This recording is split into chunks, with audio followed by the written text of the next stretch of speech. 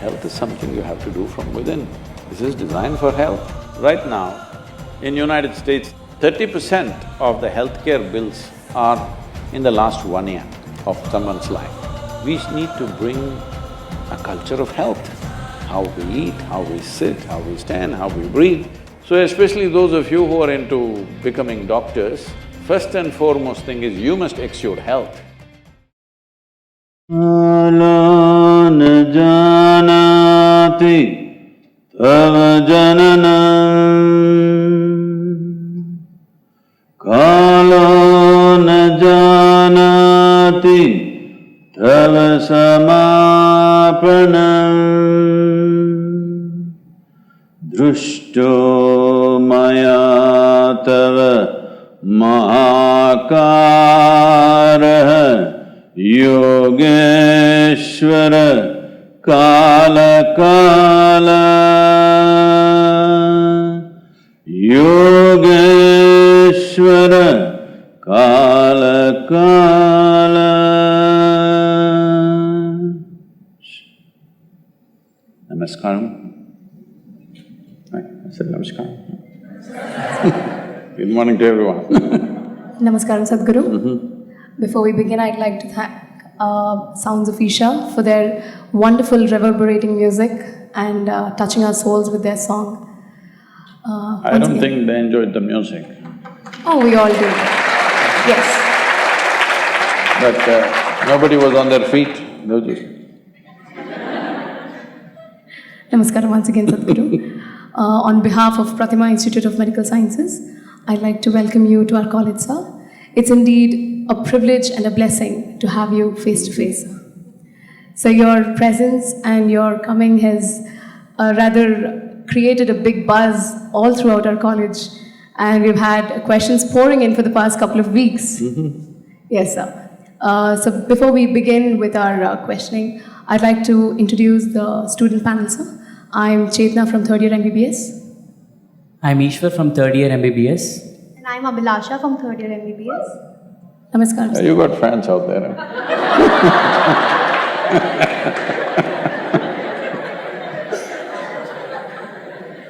Sadhguru, with your permission, if I may. Please. Sadhguru, coming to the first question, I'd like to draw your attention to a very recent event that took place in West Bengal, where a group of doctors were brutally beaten up by raged family members of a patient who died during his treatment. Sadhguru, how do you think we as medical students are supposed to deal with this violence against healing hands? Well, in Bengal, everybody gets beaten up. Not just the doctors. Every day you're hearing it all over the place, just about everybody gets beaten because unfortunately, we have created a culture of violence. Everything is settled this way. There are many reasons, these are political stuff, I don't think it's relevant to go into that here, but this is very important for all of us, that we create a culture of peace. When I say a culture of peace, every transaction that human beings have, somebody gains, somebody loses, huh? Yes or no? In every transaction, whether it's within the family, in the community, in the larger situations in the country or among nations, whatever you do, always someone loses, someone gains a little bit. How to go through these transactions without making them frictious or conflict? This has to come within every one of us that when I lose, I don't want to beat you. I have some other way of settling it. This doesn't mean I will simply lose. No, there are other ways to fight. There are other ways to fight than getting physical with you, isn't it? So, this culture of peace will not come just like that. This culture of peace needs to be… it's a generational work. It's not like one day slogan you all shout and go back home, that's not going to work. It's a generational work. It's about how we bring up our children, it's about how we behave on the street, how we interact with each other. On all levels, we create a culture of peace. As a part of this, because this is the 150th anniversary of Mahatma's birth anniversary, I am also part of the 20-member committee chaired by the Prime Minister for this purpose. As a part of this, we are doing various other things, but one aspect of it is about culture of peace. So we are doing major events in the world with top celebrities. The idea of bringing the celebrities in is so that the world's eyeballs will come to it. People should understand there is a way of dealing with things peacefully. Mahatma is a representative of this, that he found peaceful solutions for very violent problems. Not only in India, using his inspiration, Nelson Mandela in South Africa, Martin Luther King in United States, the entire movement there, very violent problems, but peaceful solutions were found. This is important if all of us want to exist. Why I'm saying this is, there was a time when the only weapon we could pick up was a stick. The stick became a sword, the sword became an arrow became a gun has become a bomb has become a super kind of bomb. Once this kind of destructive capabilities we have, it's extremely important that we have a culture of peace within us, because it's not just going to be a broken bone, I don't know how you got it. If you took a stick, it would be just a broken bone. Took a sword, just one man died. But if you took a nuclear bomb, now entire civilizations can go. So this has become extremely important now, that there is a culture of peace within me and around me. This is not going to come with slogans, this is not going to come with politics. This is a generational work that all of us need to work for, that we bring this into our lives. No matter what is the loss that we go through, we learn to conduct it in a certain way. See, whenever something happens to us that we think is injustice, we want to beat somebody. This is very important, that you learn to swallow injustice and work for justice. You don't try to fix injustice right there on the street. It's happening. So, where the traffic is going in the country, just now I came from Hyderabad, the way it is going in our cities, if you don't hit anybody today, it's an accident. Hello? Yes or no? That's the way it's going on. But if as much as your car touches somebody or your motorcycle touches somebody, right there they get down and start thrashing each other. Because they're disappointed nobody got injured in the accident. Now they want to do that. How did this happen? Don't tell me, it's okay. So, to bring a culture of peace is not one day's work. All of us need to work upon that. First of all, we should know how to be peaceful. Peace means many things to many people because you're medical students and doctors. You know that human experience has a chemical basis to it. So what you call as peace is a certain kind of chemistry. What you call as joy is another kind of chemistry. What you call as ecstasy is another kind of chemistry. Agony is one kind of chemistry, misery another kind of chemistry, stress, tension, whatever you go through are different levels of chemistry.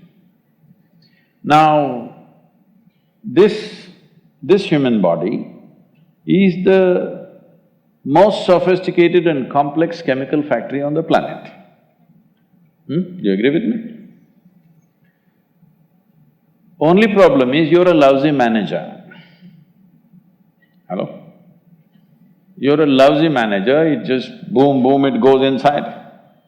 The bomb is not outside, the bomb is inside. Outside bomb is only a further facilitation of the bombs that explode inside, isn't it? You're watching movies where everything is settled violently. Your heroes are always bashing people, isn't it? Hello? So if you like that, and if you think that's the best way to do it, that's the way you will do it. What I hit with my hand, when I think I've lost something big, I will also bomb you, isn't it so? Hello?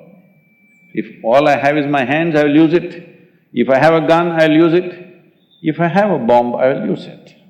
Every 2 months at least, you're hearing from United States, somebody walks into your school and shoots all the children. Hello? You're hearing this, isn't it? Repeatedly, universities, schools, because they have access to guns. People think it's an American phenomena. No, no, no. In India, if people had access to guns, they would have shot each other everywhere. Yes or no? There is no gun, so they're slapping each other, or some people are more equipped, they're stabbing each other, all right? So please understand this, the violence is not in the society, the violence is within us. What have we done about that? This is what inner engineering means, that you engineer yourself the way you want to be. Nobody can take you where they want. If somebody else can decide what should happen within you right now, you're an absolute slave, isn't it? Hello?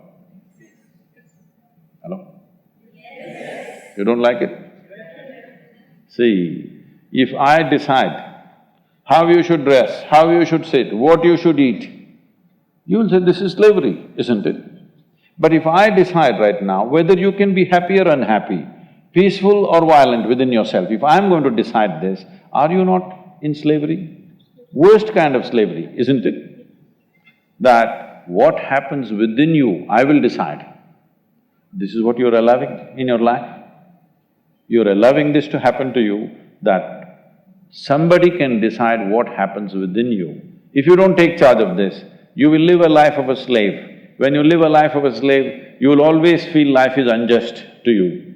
When you feel it's unjust, violence is a natural consequence of that. This happened. Can I tell you a little story? Yes. No? Yes. Okay. Because some of you are shaking your head like this, maybe it's a different society. I'm seeking your permission because for most people, the moment you say once upon a time, they think it's bedtime.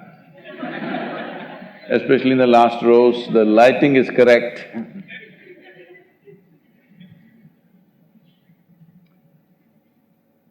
A yogi was walking by. What's this village? What's the local village? Huh? Chuppadandi. Huh? Nagaluru. Oh, Nagatara andru? Nagaluru. A yogi was passing by in your Nagaluru. A few people gathered and abused him in every possible way they can abuse him. He listened to all the abuse very attentively, not ignoring them, very attentively. Then he said, I have an event in Prathima college. In the evening, I'll come the same way. If you have something more to say, you can tell me at that time. These are the kind of people, they will say 100 things. If you say one thing, they will beat you. They're just waiting for that. But he said, he heard all the worst kind of abuse, and then he said, in the evening I'll come back if you're ready for more. Now what do you do with this man? Because this man is like this, not because he's a coward. He is like this because he's decided how to be in his life. He's decided he lives peacefully and joyfully. You pull him whichever way you want, he won't come your way, he'll go only where he wants to go. An intelligent man or no? Huh? Just you must look at yourself and see. Anybody can drag you whichever way they want, isn't it? One word, just one word, they can drag you. This freedom, every human being, especially the youth of this country, must earn, that nobody can decide how you are within yourself and what you will do with your life. You decide. Otherwise, you will live a life of a slave. When you live like a slave, at some point your frustration will burst out as violence. So it doesn't just happen to the doctors, it just happens to everybody. It's happening to all kinds of people every day, isn't it? Sadhguru, the heartbeat bill that has recently been declared in the US, it declares that any woman who aborts anything with a heartbeat, she is declared a criminal immediately. I didn't understand. The heartbeat law… I don't think her microphone is… No, it's fine. Yeah. The heartbeat law states that any woman who kills or aborts anything with a heartbeat, she immediately is declared a criminal. And this is a law in a developed country like US. And obviously, there are certain cases where we see pregnancy brought about by rape, pregnancy in teens, and also pregnancy with fetal anomalies. So, and they are still forced to have these children. So, do you think it is justified that a law can take away a woman's right to her own womb? See, I'm not for these kind of laws, all right? But at the same time, I want you to look at it with a little broader aspect. In this country, there have been many people who have killed their own daughters. I'm particularly saying daughters because that happens more to girls. It also happens to boys. Because the father believes, after all, you're my child, if you don't behave the way I want, I will kill you. It's happened or no? Not one or two, it's happened in quite substantial number that you cannot ignore the number, that kind of number has happened. So where does this right come? Because it is because of me you're born, so you must do what I want you to do, so I'll take your life. So similarly, it's my womb, I will do whatever I want, this will not go. At the same time, a woman has a freedom to do what she wants. But what she wants does not mean you can take it to any level of irresponsibility. There was a time when women had no means to prevent pregnancies, all right? Today there's substantial means, isn't it? So I would say, within 5, 6 or 10 weeks or 12 weeks or 14 weeks, you must terminate if you don't wish. But allowing the child to grow, I've seen cases, I'm saying this particularly because I've seen people, they have boyfriends and they got pregnant. Now, it is 5-month pregnancy, this really came to me a few months ago, and the boyfriend left her, some fight between them, she went away. Now she wants to abort the child. This is not okay. You cannot go on like this. I think some kind of number of weeks we can fix. In my judgment, I think before 48 days, if it happens, it's best. But sometimes a woman may not be able to know that she is pregnant. Let us allow 10 weeks, 12 weeks, maybe 14 weeks. You can't go to 25 weeks, 30 weeks and try to terminate a child. It's not nice. Because it's alive, it's a living life. You must understand, of all the creatures on this planet, a fetus as a life is the most helpless life. Yes? Even a little child, a 2-year-old child, if you try to do harm to him, he will bite, he will do fight, he has some defense. A fetus is totally in your mercy. You must treat it with utmost compassion. Because of your convenience, you can't do whatever you want. At the same time, does somebody else decide this? No. A woman should decide this, there's no question about that. But at the same time, some kind of norm has to be there, that within this much time it must happen. After the child has grown, there is substantial studies saying the child has even emotion towards the mother. You don't kill a life which has emotion, isn't it? That amounts for something else. So I think both the sides take extreme positions, this is the problem.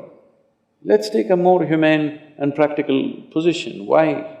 Why are you for or against something? It is a question of life, isn't it?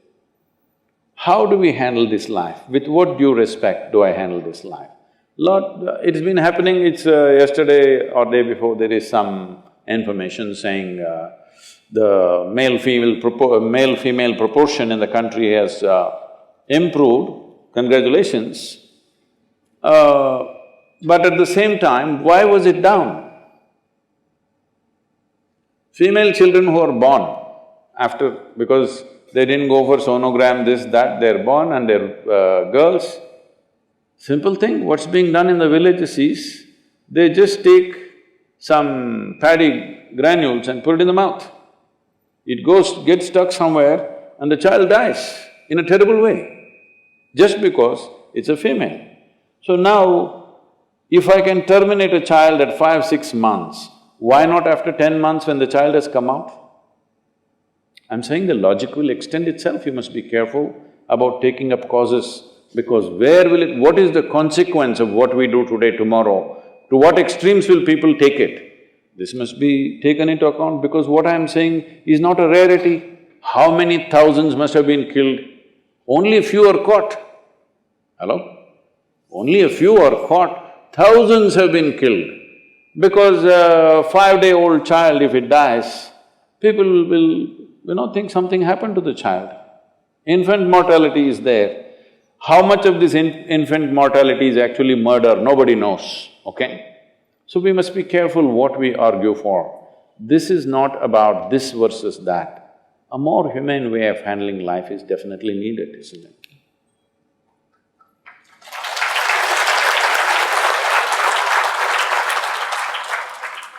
Namaskaram, Sadhguru. Fasting on auspicious days has existed in India since time immemorial, but many Indians believe that it's unscientific and illogical.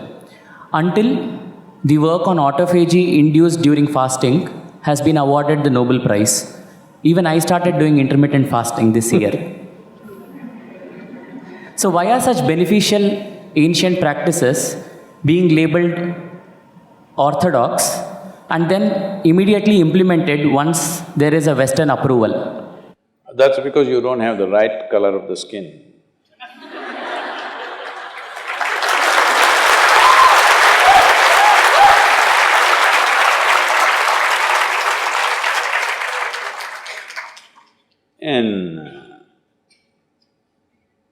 I've been talking about this for 40 years, all right?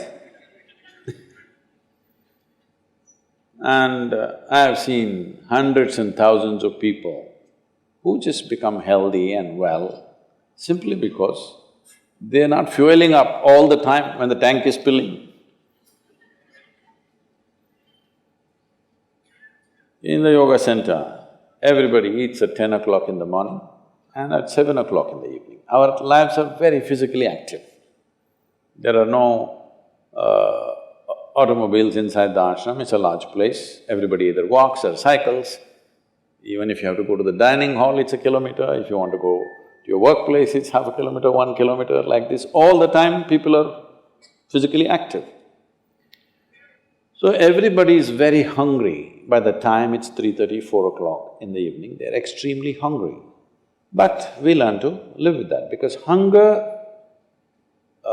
empty stomach and hunger are two different things. Hunger means your energy levels start dropping. But empty stomach is a good thing. In the yogic sciences, today modern science also is coming in line with this. But what we know by our experience, you will spend $1 billion to come there. Because research is all about how many $1 million, that's how it is. Your body and your brain works at its best only when your stomach is empty. So we always make sure we eat in such a way, how much ever we eat, our stomach must be always empty within 2 to 2.5 hours' time maximum. So we go to bed hungry always. People think they cannot sleep. They can sleep. On an average, for 25 years on an average, I slept only 2.5 to 3 hours. These days I'm getting little lazy and sleeping anywhere between 3.5 to 4.5 hours in spite of the level of travel that I have. When I say level of travel, if I say my level of travel in the next few days, you will fall off your chair. Yes? Should I tell you? No, not necessarily. Because in the next 10 days, I'm in 5 different countries doing I don't know how many events, all kinds of events. So, you are able to keep this up simply because you don't overeat. It's very, very important. Everybody eats 2 meals. I generally eat only 1 meal, 4:35 in the evening, because I don't like to sit in front of the plate and worry about how much to eat. I like to eat well. So, 4:35 in the evening, if I eat a meal, it's only next day. Is this enough? Am I looking okay? Hello? I'm not looking like your patient, isn't it?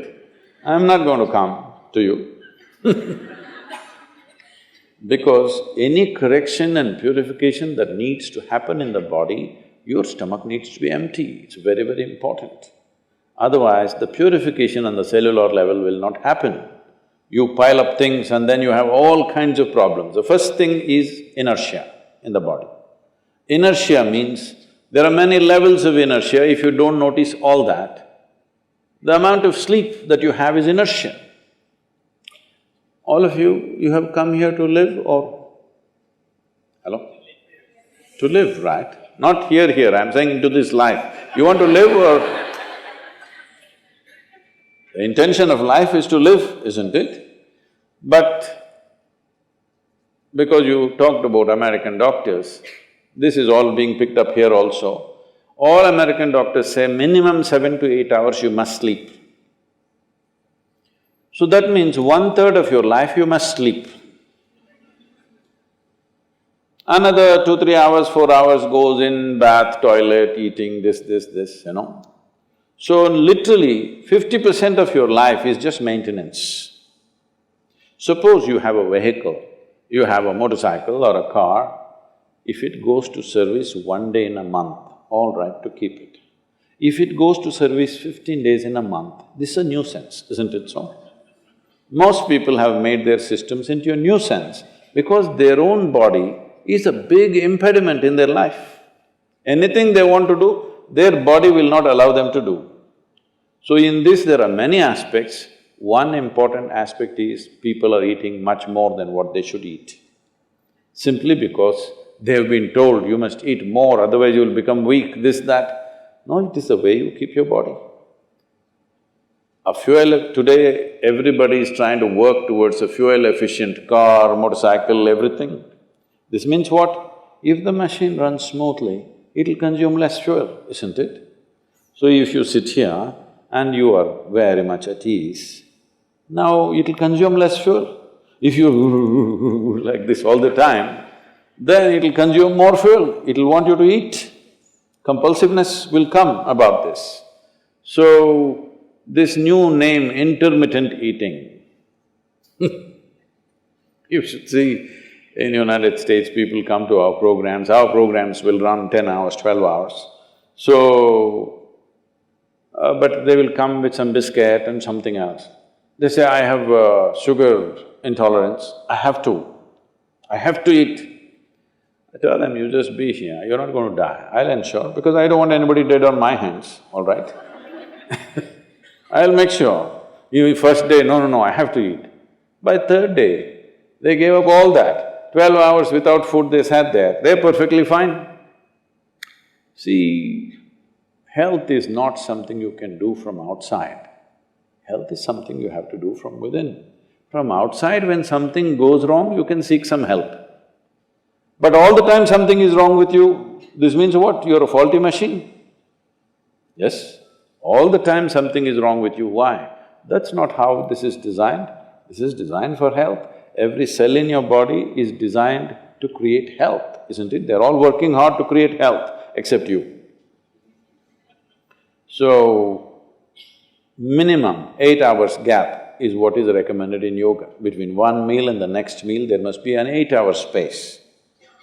If you do this, you will see half your problems of health, whatever you have health problems, minimum 50% will go away in 6 weeks' time. If you do certain other things which may right now seem little extreme to you, if you have a little yogic practice, something meditative within you, then you will see 90% of your problem will go off. 10% if it still persists, we can treat it. Now, it's become like this, the healthcare systems, especially where there is heavy insurance policies. People are eating and drinking all kinds of rubbish, go to the doctor and say, fix me. It's not how it works.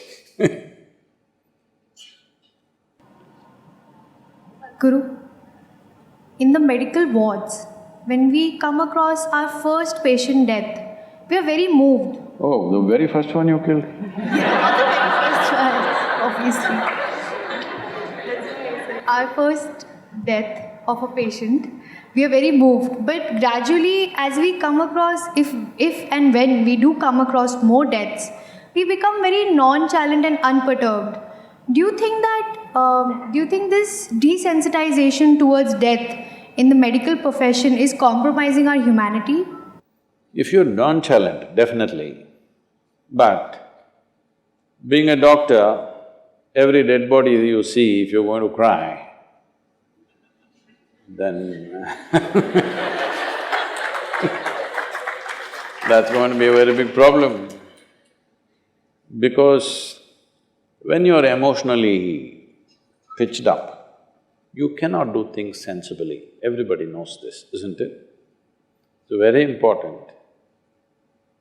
Well, if somebody is dying of old age, it's a different matter. But a whole lot of people might have come to you because of injury, because of some other ailment, something fit enough to live, but you have to do the right things for them to live. So if your heart is pumping hard when you see your patient breathing hard, then you will definitely do something to kill him. It's very important that you learn to treat it as professionally as possible. This doesn't mean you're nonchalant. Nonchalant is not the word. Unperturbed, but concerned that you must live.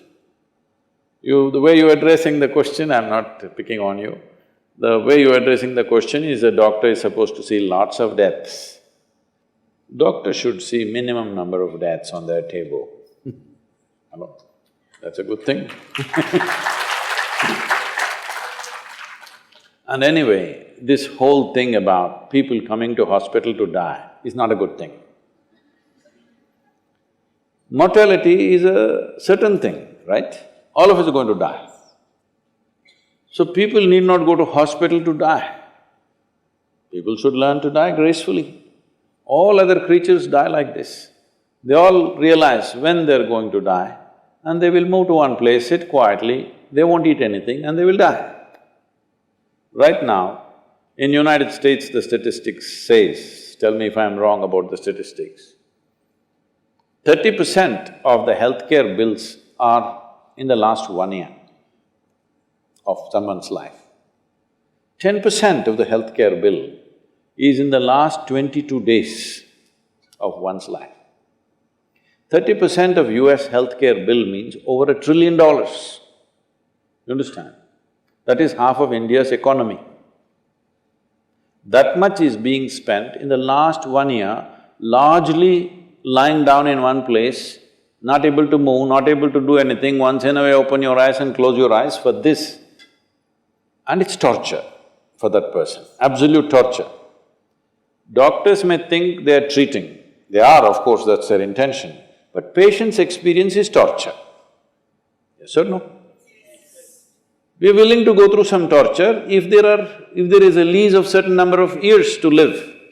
But there is no point going through torture if hospital bed is the only place I can be and I will last for another 3 months and die. Better go 3 months early. Hello? Now this may sound like, oh, I'm saying let them die.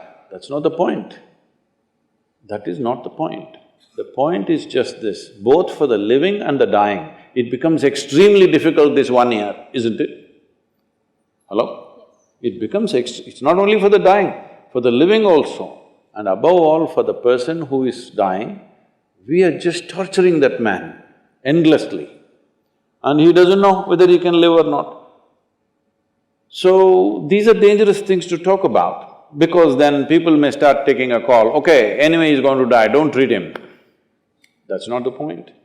Within the medical system, there must be a guideline, how far to go to rescue a life, how far do you go? Right now we have taken this thing that we must go all the way, it doesn't matter, he's just collapsing, but we won't leave him. It is also very important he dies gracefully, isn't it? Hello? Is it not important? But nobody can die gracefully when there are so many doctors around. I'm not trying to comment on this, but what I'm telling you is, we have built this culture now. Right from ancient times in this country, when we see that somebody is dying, people came, chanted something, whatever they believe in, put him not in the house, just outside so that he feels free, fresh air and everything. Everybody sit there, wait, chant something, let him go out of old age.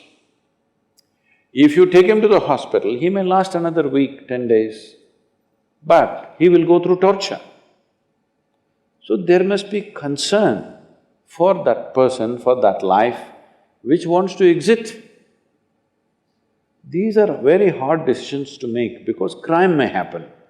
All kinds of criminal stuff may happen if you take a call on this. But as human beings, our humanity should decide this. Not our principles, not our laws, not something else. Our basic humanity must decide these things. But the way it is going right now in the Western world, and slowly that is very much happening here, this needs to be looked at because nearly 80% of the people, I don't know, at least in United States, I think 80% of the people die under medical care, at least. So, they are not dying well. They are just dying with lots of pain, lots of injections, lot of this thing, do this, do that. No, there is a point beyond which… First of all, this is not built into people's lives. In this culture, yogis especially, when they feel they have done their work, they just sat in one place and they left. If that much wisdom is not there, at least one must understand within himself. This is also for that person I'm saying. If you leave it to your relative, he cannot say, I won't get you treated.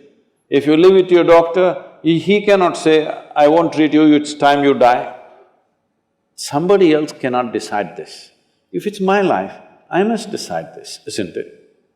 But sometimes I may not be in a condition to decide this. This is a complex affair, but we need to revisit this without creating opportunity for crime, without creating opportunity for people to misuse this. It is definitely something that we need to revisit this and look at this carefully. If… I'm not talking about euthanasia or something, but at least allowing somebody to die peacefully. When 30% of the healthcare bill is going for the last 1 year, where they're immobile in the bed, what's the point of this? It's not just about money, it's about the nation, it is about the society. $1 trillion healthcare bill, if you give it to India, this country is finished. That is just for 300 million people. This is for 1.4 billion people. So, these things need revisiting. But the problem is, the moment we open the subject, for and against, people will start screaming. Everywhere they're screaming. In the news channels they're screaming, political platforms they're screaming, activists are screaming, social media screaming. You cannot say anything sensible in the country. It's become like this because everybody are vested interest groups constantly screaming. If you quieten the screaming people, I'm sure we can form committees in every hospital, some kind of a board, which comes, examines not an individual doctor, but a group of people who take a call, whether it's worth pushing this man endlessly or letting him go. A responsible group can take this call. According to our medical standards, Ideally, there should be one doctor for every 1,000 people. But in India, it's about half. That is, about every 2,000 people have one doctor. Despite this disparity, most of us dream of going abroad and living in the comforts of the West. Sadhguru, what are the changes we should bring at both the national level as well as in the medical field to control this brain drain and talent drain in the country? I would treat these two things, the first part of the question and the second separately. Every 2,000 people need one doctor, I don't like that. You're saying there's not enough. Every 1,000 you need one, is it? Oh, I don't like that at all. I would like every 5 or 10,000 people has one doctor. That means they're healthy.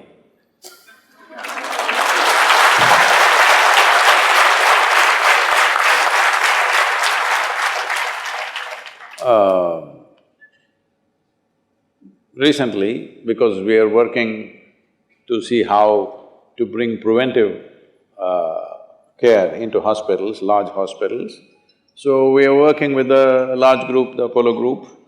The chairperson came to meet me along with his whole team, and he was telling me situations how young doctors, particularly cardiologists, having heart attacks and dying. He was talking about an incident where a 30-year-old doctor was driving home. On the way, there was their own cardiac care center, something was there. But he did not realize that he needs it, because you always think somebody else needs it, all right. He went home, parked his car, got down, took 3 steps, collapsed right there in front of his house door. By the time his wife came and opened the door, he died. Like this, he said, these things are happening very often. When this came up, I just started thinking, oh, do we have such a possibility? Because we have over 4,000–5,000 people living in the yoga center, and every day at least 10 to 12,000 people are coming and going. Then I looked back and saw, we've not had a single heart attack in the last 27 years. Nobody died. Then I said, except for a few old people beyond a certain age, no young person ever had a heart attack here, especially they did not die of cardiac stuff. Then Sadhguru, that's why I'm here. So I don't like for every 1,000 people one doctor. Maybe it'll give you a job, but it is not necessary. We need to bring a culture of health. How we eat, how we sit, how we stand, how we breathe. If you bring this into the social life, you won't need so many doctors. See, I want you to understand, I'm not saying this with any prejudice against you, my father is a physician, all right? Among many things that you do, professions, various professions that we do, this is very vital service when people are unhealthy or people are unwell or something happens. But at the same time, for any given society, it is not a productive possibility. It is because people are getting damaged in some way, you're fixing, all right? So do you need better cars on the road or do you need more mechanic shops? Something we must decide, isn't it? We need to cultivate a better sense of health. Health, everybody must understand, is their basic responsibility. It is not medical industry's responsibility. It is every individual should understand, this is my responsibility to be healthy, this must be built from early childhood. I'll tell you, if everybody invests just 30 minutes every day for their physical well-being, simple process, if they do, most of them won't go to the doctor. The frequency of going to the doctor will come down dramatically, dramatically. So every 1,000 people need one doctor, I don't go by that. To keep him busy, they must be falling sick, isn't it? Because once he sits there, you have to keep him busy. It's an investment of a person in the nation. So, if we work for healthy societies, we don't need so much of medicine. Definitely we need it. No human being will go through their life without ever being sick, all right? It'll always happen. But at the same time, how sick do you get? How often do you get sick? This is not to say boastful things, but in these 37 years that I've been active, that literally every day, 7 days of the week, 365 days, I have a schedule, normally 18 to 20 hours a day. I have not cancelled one event because I was not well. This doesn't mean I didn't catch a flu, this doesn't mean I didn't catch a flu, it doesn't mean I didn't get some fever, it doesn't mean I didn't get a toothache. All this happened, but they never stopped my schedules. They don't even today. Because there is a way a human being can take charge of their own bodies, their own minds. If we don't bring this into the society, then we've just lowered the human potential, especially in our country. Because I want you to understand, in this country, the only resource you have is human resource. People and population is all you have. For 1.4 billion people, you don't have a piece of land for everybody. You don't have enough mountains, you don't have enough rivers, you don't have enough forests, you don't even have a piece of sky for 1.4 billion people. Yes, but we have people. If we upgrade these people to a higher level of performance and living, we could be a miracle. But if you leave them just like that, unfocused, unhealthy and whatever, we are a recipe for disaster. Yes or no? All we have is people. So upgrading the people involves various things, but the most fundamental thing is health. The people are healthy. Today, there are issues of malnourishment, there are issues of people by choice eating bad food. Above all, one of the biggest problems with India is they are not physically active. There is no culture of fitness.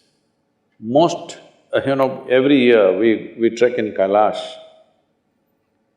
35 to 40 Indian tourists die every year because of altitude issues. I take the largest groups. We are literally 17 or 18% of the Kailash yatris who go there. From Isha, that many people go there. But we don't have a single casualty because we make sure people are in a certain condition, certain practices are taken care of, certain discipline is there. Today, because of constant year after year Indian people dying, the Chinese government put a new rule last year saying that Indians over 70 years of age cannot visit Kailash anymore. But if you are an American, you can go, if you're a German, you can go, if you're an Australian, you can go, if you're whatever else, you can go. Only Indians over 70 cannot go because Indians just die. How's that? It's a statement on us, how we are. So especially those of you who are into becoming doctors, first and foremost thing is you must exude health, If your patient sees you, you must look radiant and healthy, isn't it? You are only… She was telling me, why are they all sitting like this? She says, no, we are medical students, we are supposed to be serious. If somebody comes and tells you a patient is serious, how do you understand?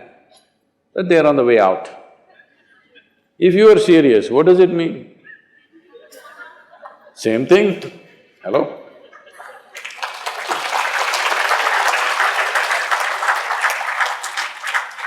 There is substantial medical and scientific evidence to show that only when you're in a pleasant state of experience, your body and your brain works at its best. And for the sake of people who become your patients, so that they don't turn into your victims, it's very important that your body and your brain works at its best. Hello? It must work at its best. For this, it's very important. If you sit here, you're peaceful and joyful by your own nature. This much you must do for yourself. Before you touch somebody else, if I want to touch you, my hands must be clean, isn't it? It's a simple humanity. Before I touch somebody else, my hand should be clean. So before you talk about other people's health, you must be an emblem of health. You must do this to yourself. It's very, very important and it'll make a world of difference for the people that you treat.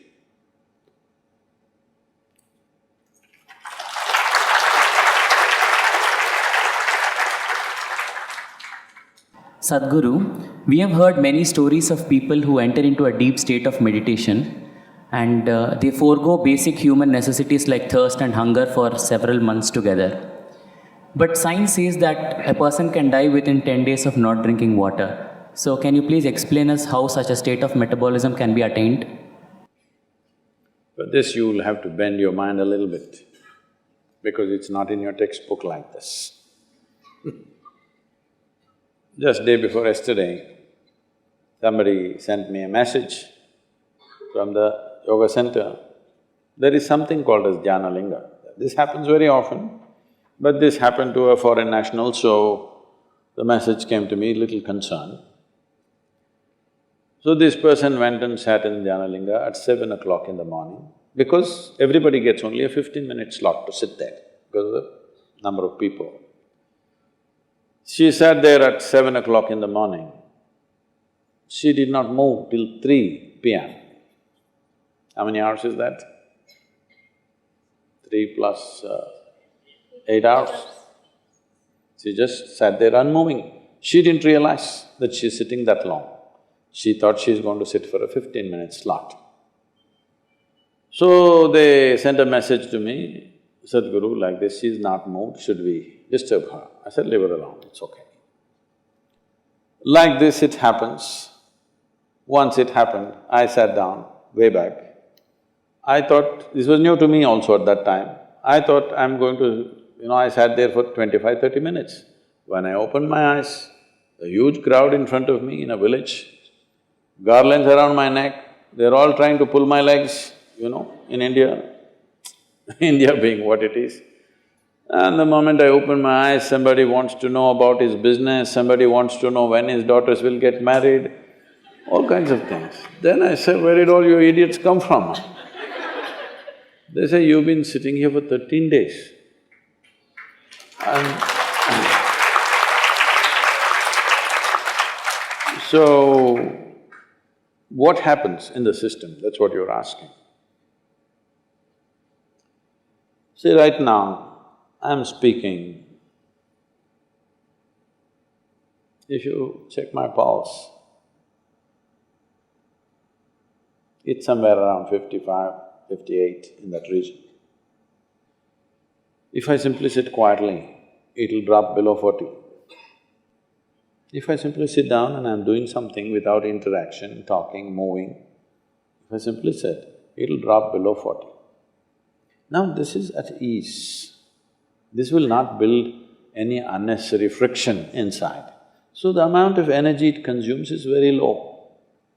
All of you medical students, you know this, 20% of the energy in the body is consumed by your brain, though it is hardly a pound and a half at the most. So, this much body is consuming 20% of the energy. This much body is consuming only 80%. If you compare this and this in weight, it's 50 times more, much more. So, you must understand, if you keep your mind in a certain way, the amount of extra energy that you have is enormous, because you're not unnecessarily consuming, wasteful usage of energy is not happening. This is true with every system. Whether it's a car, whether it's a machine, whether it's anything, how friction-free it is running, that much energy will come down, isn't it? Anything that's happening with big friction will consume enormous amount of energy. So physiologically, psychologically, energy-wise, if you bring friction-free function of your system, metabolism will drop and you will function very efficiently, because when you want to pitch it up, you have a whole range to pitch it up. When you want to lower it, it's there. Right now, the range that most people are carrying is very, very small. If you push them into activity, they will get totally tired out. If you don't, if they have nothing to do, they will freak. If you have nothing to do, you freak, isn't it? So in this condition, it will not go down. Now, everything that you consume is higher simply because you're at a higher RPM, that's all. Within 3 days, we can teach you a simple form of meditation which will bring down your metabolism by approximately 24%. This is the highest drop that you can have in conscious states of meditativeness. If metabolism drops beyond that, you will not have any sense of body. If you sit here, you have no sense of body. It is from this that a yogi is sitting. See, if you sit down here, even if you don't have a watch, your legs, your back, your bottom, everything is keeping time, isn't it? Hello? You don't need a watch. If you sit here for 3 hours, you know you need to get up. Body knows. So, someone is sitting for hours or days because there is no sense of body. Why there is no sense of body is not only because of drop in metabolism, it is also the intensity of your energy which is not biological energy. Another dimension of energy is fully intense. Once it pervades the entire body, you have no sense of body. If I go into a program 10 hours, 12 hours, I am the only one continuously drinking water, but I am the only one who will not go to the restroom. I am the only one who will not take a break. Everybody, every 2 hours they take a break and come back. Simply because how identified you are with your physiological process determines these things to start with. But there is also sadhana, there is also certain work to be done with your system. So everybody may not be willing to do that level of sadhana, but everybody must do some sadhana. Something so that what you wish to do, you can do effectively. Whatever it is in your life you wish to do, you must be able to do it as well as you can.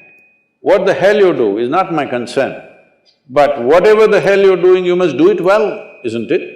Hello? You must do it well. That's very important for a human being, that we must do it well. So for this, it's very, very important that your own body and your own mind is not an impediment. Your own body and your own mind doesn't trip you all the time. They must be platforms on which you stand. Right now, people have sunk into it. See, this is a platform, it's good. Suppose it lets you sink into it, it's not a good place to sit and talk, isn't it? It's holding us up, so it's nice. Your body, your mind should hold you up all the time. If that happens, your dependence on the outside will come down. And also, water is not always consumed through the mouth. Body consumes water in so many ways. If you activate the system in a certain way, it consumes energy. See, right now you're eating food, drinking water, breathing air, everything for what? To generate energy. But science has clearly proved to you there's enough energy everywhere. So if you're able to take in energy as it is, if you're able to imbibe energy, how is this possible? The word yoga means just this. The word yoga means you're beginning to obliterate the boundaries of your individuality. Right now, this is me, that's you, 100% clear, isn't it? Why? Because you think this body is me, that body is you. This is a clear boundary. My body and your body has a clear boundary. My mind and your mind also largely has a boundary. Here and there we may overlap a little bit. But there is no such thing as my life and your life. Have you ever blown soap bubbles, or were you a serious boy even when you were in school? No. Did you blow soap bubbles? Let's say we sit here and blow soap bubbles. You got this big bubble, I got that big bubble. Now I said, this is my bubble, that little one is yours, this is my bubble. Oop, it went. Now I don't say this is my air, that is your air. Life is just like this. This is a living cosmos. You captured some, I captured some. How much you capture will determine the significance and the quality of your existence. I want you to understand this clearly. How much of life have you captured will determine this. You may have a big brain, you may have a huge intellect, you may have a lot of knowledge, but you will not still live a significant life. Only if you capture a lot of life, if you're a big bubble, then it's significant. If you have a big body, other people may look at you and say, he's very big, but within you, that will not be the experience. If you have a big brain, people think, oh, he is very smart, but within you, you will not have a significant life. Only if you capture a huge amount of life within you, then if you sit here, simply if you sit here also, it's too fantastic. When it's like that, whether you open your eyes, close your eyes, whether you do something, you don't do something, it doesn't really make a difference to you. Only then you will live in the world as not being a vested interest, because what you do and do not do, what happens to you and does not happen to you, does not determine the quality of your life. That is when we can really trust you, isn't it? Otherwise, we don't know why you're doing the surgery. I mean, these question marks have come, isn't it? Can I tell you a joke? A man went for a surgery, he needed a surgery, so he went to the doctor. Doctor said, this is in United States, so doctor said it'll cost you $36,000. Then he said, doctor, I cannot pay that, I don't have insurance. Then doctor said, don't worry, you pay $3,000 per month. The patient said, but that looks like a car payment, you know, installment to buy a car. The doctor smiled and said, yes, I am buying a car.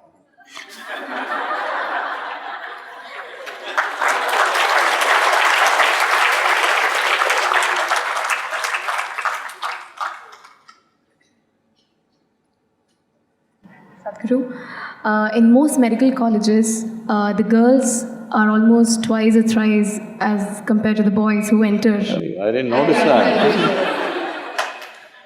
Oh, is it so? I didn't notice that. Yes, they are, more than twice. But we see a complete reversal in this ratio when it goes to post-graduation or the super specialities. Sadhguru, my question to you is, where is a woman's life or career compromised at some stage? Well, nature has invested a higher level of responsibility in a woman's body than in a man's body. Well, more men are going to super speciality, but they were all delivered by women.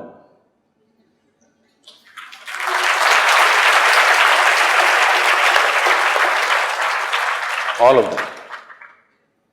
So, I understand in professional career you may look at it that way, but that's not the way to look at life. Only because our mothers took time off to deliver us and nurture us, we are sitting here and talking all this, isn't it? Maybe my mother did not pursue her career. Has she become anything less, I'm asking? Has she? But I am sitting here for her. Hello?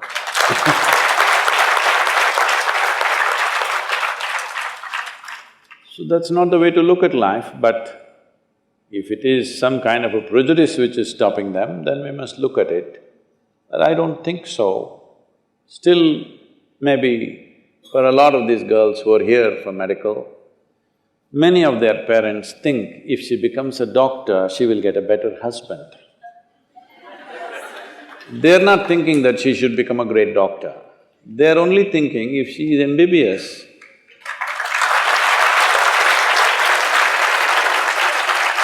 so this is a generational thing, probably in another 15, 20 years that will phase out.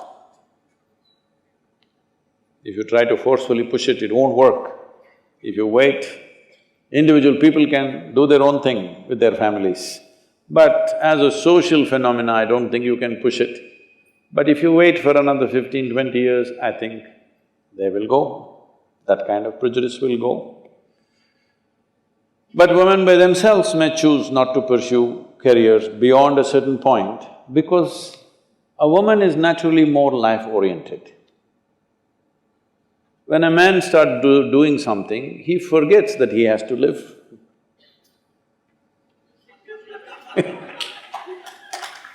A woman knows that I'm alive, I must live. So because of this, she may take a wise decision, how much of what to do. Man's problem is, he just wants to be one step ahead of somebody, even if his life is ruined.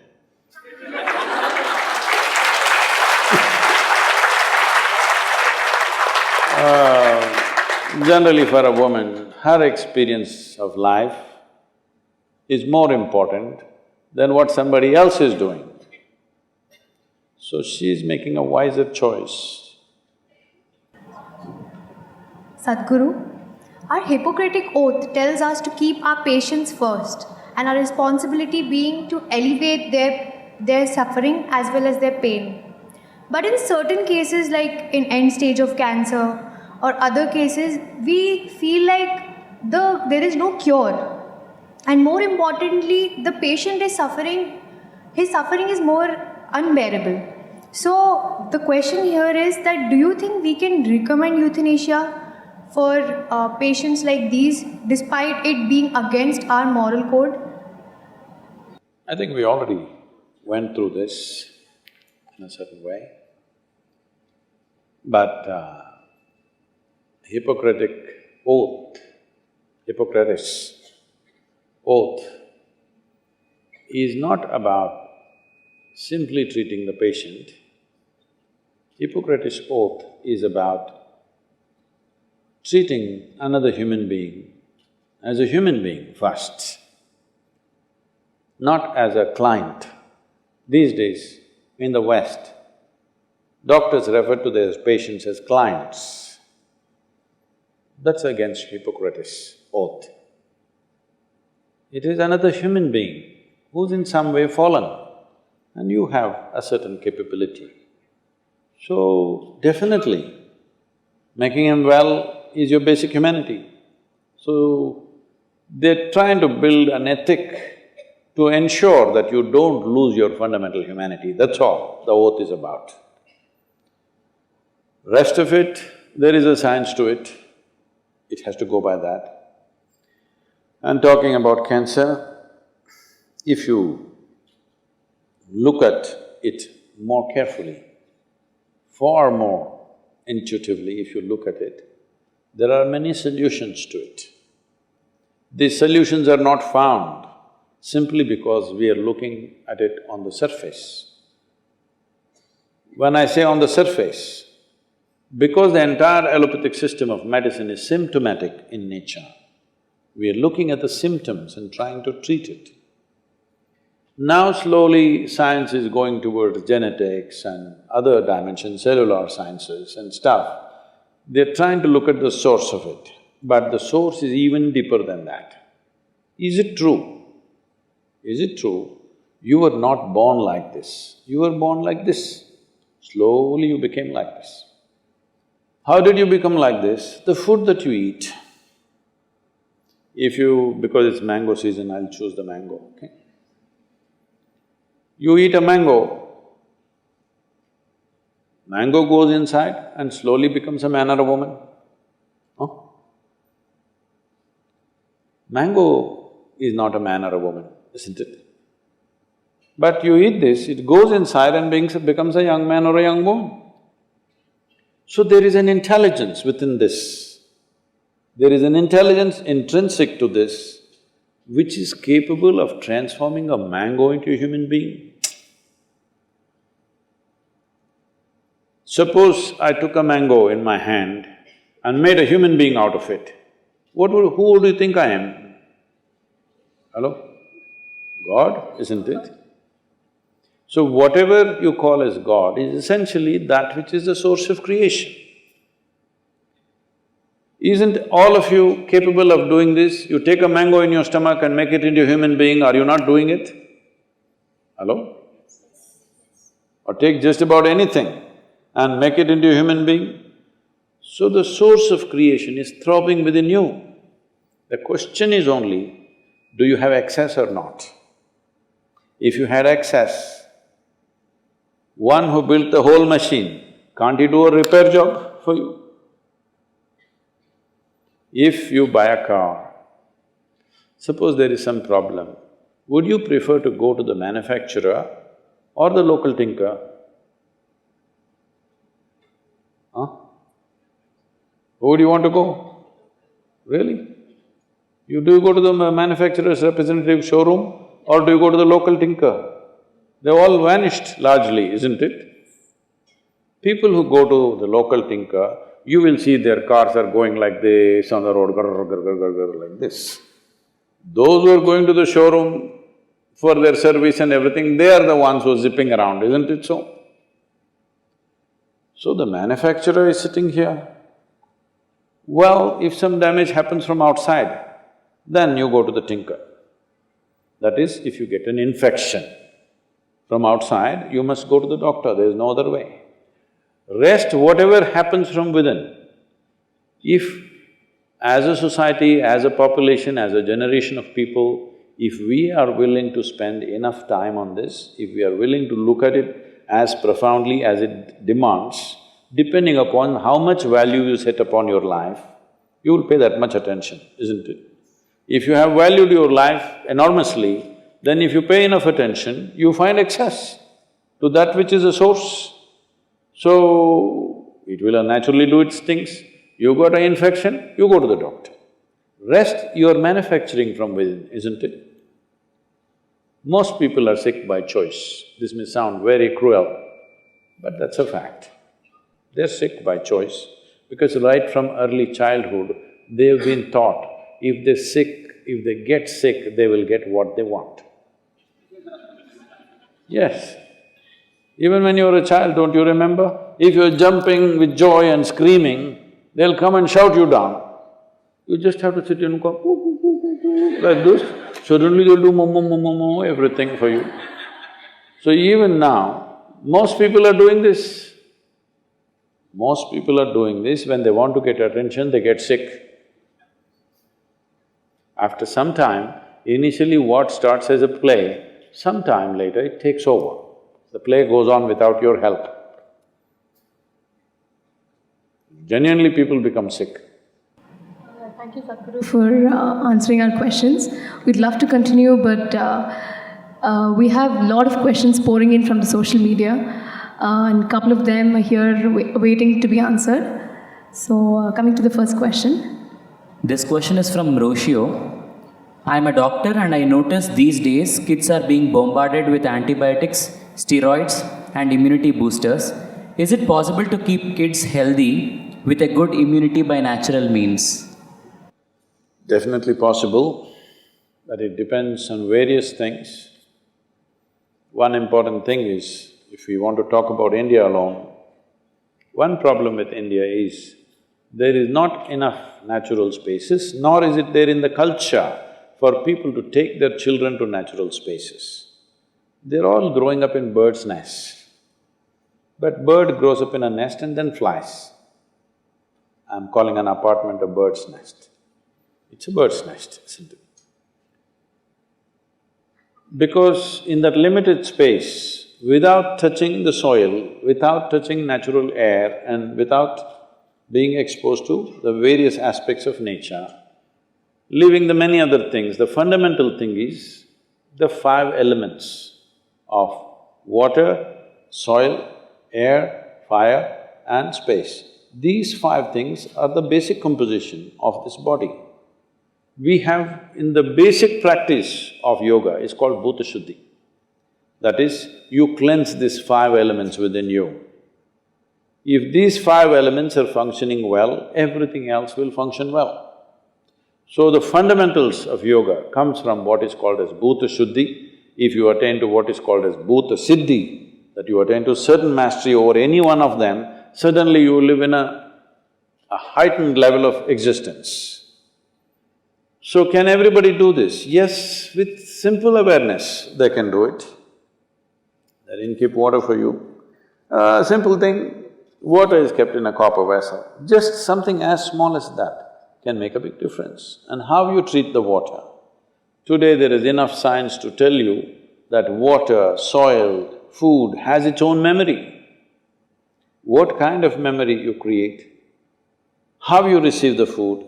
The same food will do one thing in one person and completely different things in another person, depending upon how you receive it. So, culturally, we have these things, if food arrives, you sit there, take a minute, bow down to the food, not to some god, to the food, because it's your life, isn't it? Hello? What's sitting in your plate is not something else, it's your life, yes or no? Right now, what you're breathing is your life or no? Did you ever… No? There. Something that you've not seen. The soil that you walk upon, the water that you drink, the air that you breathe, the food that you eat, this is your life. This is the source of your life right now. So in this culture, we always approach them in a certain way, not in a wanton way. When I say in a wanton way, some time ago I was just driving in Washington, D.C., in a very, what to say, an upscale area where all the top financial offices and all those kind of things are there. It's around 12:30 in the afternoon, I'm driving, and by looking at the men and women who are standing there, they're all well-dressed and they're just professionals working in financial companies and management companies and this kind of people. They're all standing outside and the food, their idea of nature is this, food is being sold on certain, what to say, not a proper restaurant, but it's being served on the street. So everybody is standing and of course, you know, that burger which is actually made for a hippopotamus, because it's this thick, how do you eat this? I don't have a mouth like that. How do you eat something which is this thick? But that's how you're supposed to eat. They're all standing and hacking at their food like this. I just saw this. If my mother or my grandmother has seen this, she would say they're eating like dogs.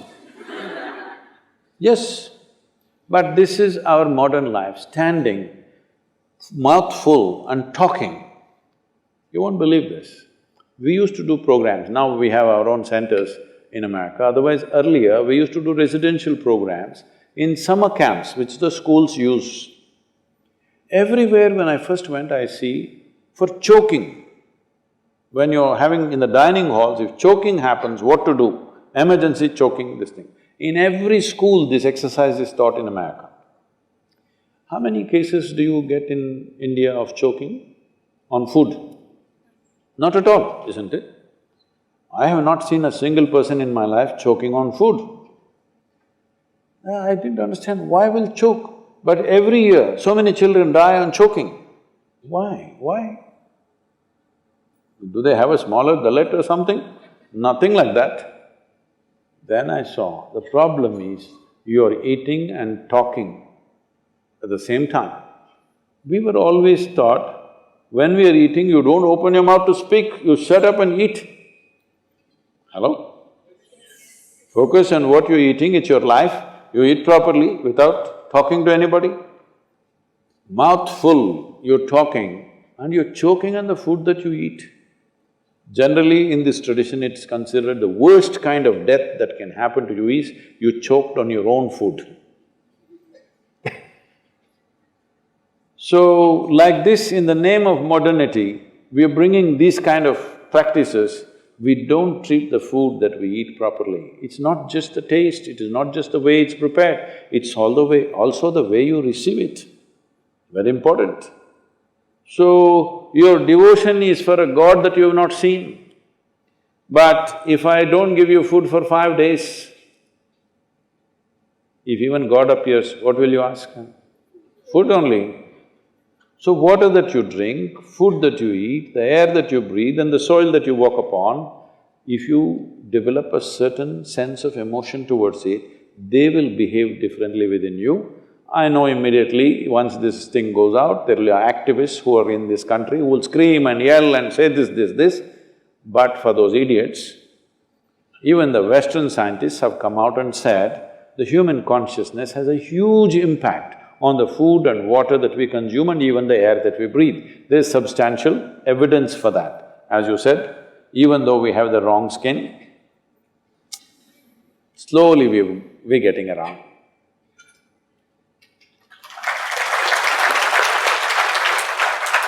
There's an add-on question from my side. The antibiotic resistance is increasing day by day and Ayurvedic practices are declining day by day. So how do we create a perfect amalgamation between the practices of Ayurveda and allopathy?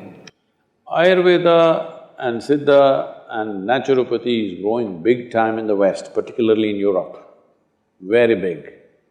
In India, of course, it's dying because they have to approve it for us to take it. Without their approval, we cannot take it. But we must understand the difference between allopathy and these other Indian systems. Right now, an Ayurvedic doctor is going to another medical college just like you go for 4 years or 5 years or whatever. So what he's learning is a downgraded medicine, downgraded understanding. An Ayurvedic doctor or one who wants to practice Ayurveda should not go to a four-year course. You have to invest your life in it, otherwise it won't happen. Traditionally, from childhood, they learn to feel the herbs, they learn to feel the people, the pulse and this and that. This is developing a certain intuition where we don't go by the symptoms that you're showing on your body right now. We don't see your temperature and say, this is what it is. We don't look at those symptoms. We learn to look much deeper into the system to identify what exactly is right and wrong with your system. This will take a different level of involvement. That involvement is missing right now. We're looking at things, if I do this much, I must get this job or I must get this place in the world. With this, these systems may not function very well. You must have heard this, the same medicine one doctor gives in Ayurveda and Siddha, the same medicine, in one person's hands it works very well, in another person's hands it doesn't work well because the person who gives it is as important as the medicine, because it's not working just by its chemical composition. The entire allopathic system is working out of chemical composition. Anyway, there is a danger that in the next 25 years, all medical colleges may have to close down because artificial intelligence will make diagnosis by itself and treat you by itself. Surgeries are all happening now, robotic surgeries are happening. Still human beings are needed because machines need to be upgraded. But in 25 years' time, even today, in United States, I know doctors. I saw a doctor whom I know very well.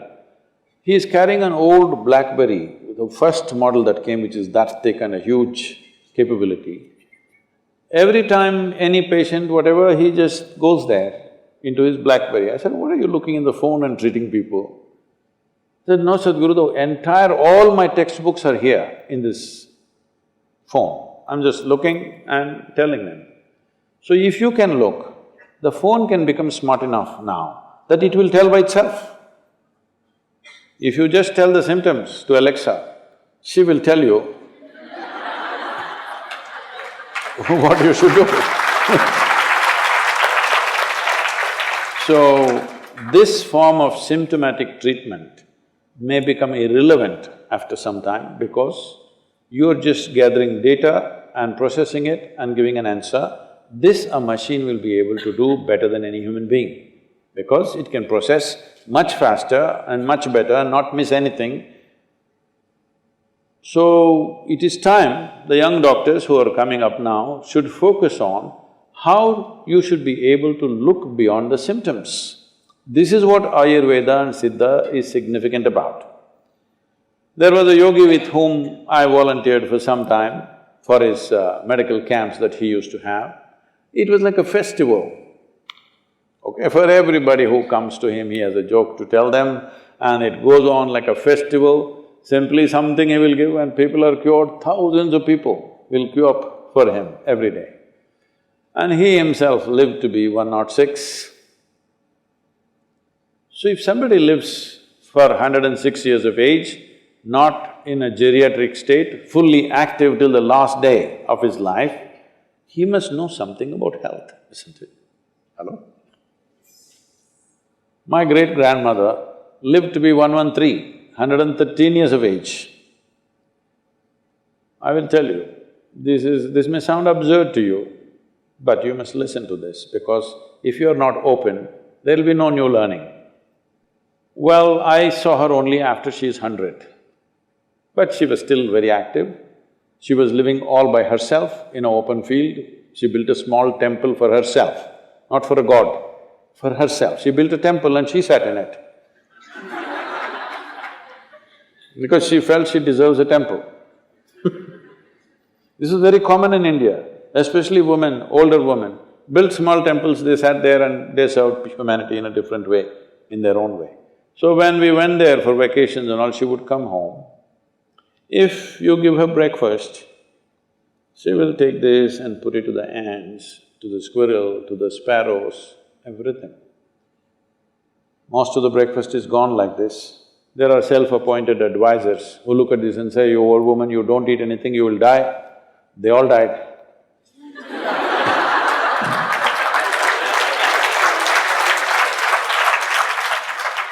And she will simply sit there looking at these sparrows and ants eating, simply tears would be rolling from her eyes. And when somebody said, "You've not eaten?" She said, "I'm full." When I sometimes saw her like this and I asked, "What is this happening to you?" She would just laugh loudly and she would say, "Someday you will know."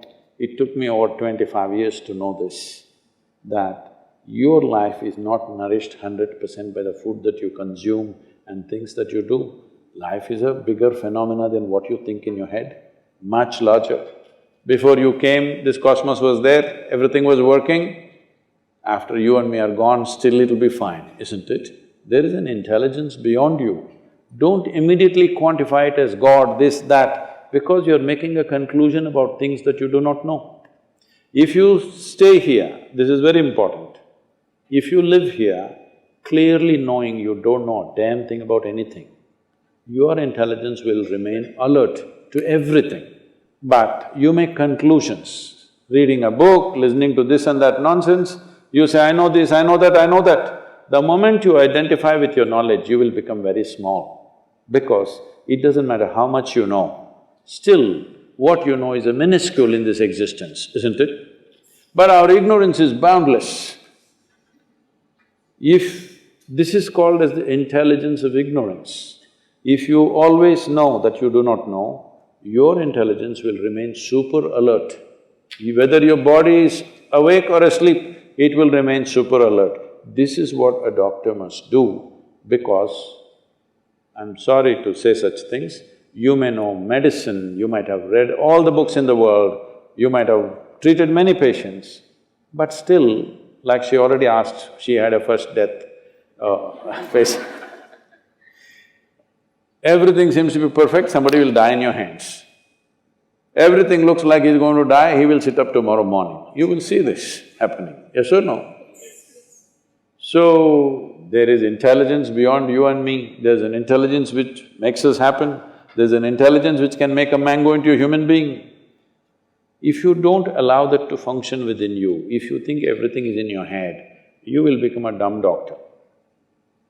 You must allow the deeper intelligence within you to function. Sadhguru, there's another question from Somalia. She wants to know, at Isha, there are many processes that involve tying of a thread around the hand of a person for their well-being. In Indian culture also, such practices are followed. For example, in Raksha Bandhan, a sister ties a thread around her brother's arm. What is the significance and purpose of Raksha Bandhan practice? Oh, they're tying that plasticky, chinky-minky on somebody's hand these days. The idea is to tie a consecrated thread. Marriage is also happening like that, isn't it? Mangal Sutra. Now, of course, they're wearing a dog chain. You're supposed to wear Mangal Sutra. Every year you're supposed to renew this, because energetically it is prepared in a certain way that it does certain things to you. It is in the preparation of the thread. Normally, we are using a non-sanforized cotton thread or a silk thread, which is not put through the chemical process. And we are using certain methods to energize this, because these are materials which can retain energy for a period of time. So this was used to bind people in a certain way, to create a certain sense of security and stability in the system. But Raksha Bandhan, all these things have become very market-oriented stuff. Everybody's trying a plastic, the chinky-minky stuff, what's all… it's made of all kinds of things. No, these are supposed to be done… See, only the ritual has remained, the science has not remained, that's the problem. Over a period of time, we've carried the ritual, but we've given up the science of it. So let us say it so happened, stretching it to the limit. It so happened you're a surgeon, after a few generations you forgot why you do surgery. You just understand you have to cut up people. Then you better be in the pathology laboratory, isn't it? Even there you cut with a purpose, not simply cut up people. Sadhguru, this is the last question from the social media array of questions. So this question comes from Rim. He says that Steve Jobs was said to have a bad temperament. He often subjected his employees to profanity, fired them in public, and pushed them to the extreme limits of performance. He is also considered one of the greatest innovators of our time. Is such behavior justified as long as one delivers results?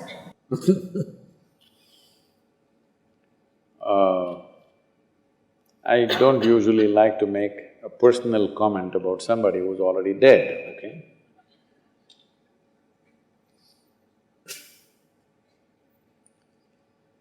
But I'm asking you, one thing is what we do, another thing is what kind of human beings we are. Is it important what kind of human being you are? Hello? I did something, what did I do? I designed a phone. If you did not design it, Koreans would have done it, Chinese would have done it, Indians also beginning to do it. Yes or no? There is a certain brand building process in the world with which you can build a brand. And see, I want you to understand, you're a doctor, at least on the way. Does this body need oxygen or carbon dioxide? Oxygen. But people pumped carbon dioxide into your bottle and said the real thing, Coca-Cola. It's the largest brand on the planet, all right? More people drink, at least all these years, more people drank Coca-Cola than people did yoga or people did anything else. In the remotest part of this country, if you went 20 years ago, if you uttered the word yoga, they didn't know what it was. But if you said Coca-Cola, they knew what it was. So just because it's branded like this and marketed like this, does it become that your system has become such it likes carbon dioxide and doesn't like oxygen? Is it so? No. Only now because of the Prime Minister pushing yoga in a big way, today every village seems to know the word yoga, even if they don't know the practice of yoga. Branding again branding. So you can brand things in so many ways, you don't go by these things. You tell me, is it important that you are a pleasant and wonderful human being? Is it important for you? Otherwise you look at it the other way around. Do you like to be shouted at right now? I can shout. You like to be shouted at? No. Then why do you think somebody else likes it? Hello? You don't want to be abused, isn't it? Would you like to be abused? Then why do you ever think that somebody else likes it? When you don't like it, you know it is not nice to you, why do you do it to this person? Why do you do that? You lost your humanity fundamentally, isn't it? So, just because you made a lot of money, I don't think it means anything. Alexander, the great idiot, conquered half the known world. What does it mean? It doesn't mean a damn thing to me. Only a fool would call such a man as a great man. He just spent his whole life killing people, and you call him Alexander the Great? No, they forgot his third name, it was idiot. So, please do not go by these standards. Somebody has this much money, so he becomes a great man? I don't think so. Anyway, untimely death with cancer happened, you didn't pack all your money and go, there's no container service in the end. He went to the extent of saying that whatever at that time he had some $46 billion personal worth. He said, even if I have to use this $46 billion, every dollar of it, I would like to destroy Google. So you want to kill it, even if you lose all your money. There are people like this. Even if both my eyes go, I want to take one eye of hers. This is the crudest level of existence as far as I am concerned. Now coming to the most awaited part of this event. What is that? You're going to dance? Now we'll be opening, you can ask Sadhguru questions, you yourself. Audience members who would like to ask questions, please raise your hands and volunteers will come. Turn it on, please. Namaskaram Sadhguru, I am Geetanjali and my question to you goes like this. I've come across two common myths If you can hold the mic. associated with organ donation. One is that if someone donates their organs, they will not have those organs in their body in their next birth. And second is that you don't get mukti. Do you agree with this? If not, what would you like to say to clear the misunderstanding of the masses? Thank you. How many idiots are going to get mukti, first of all?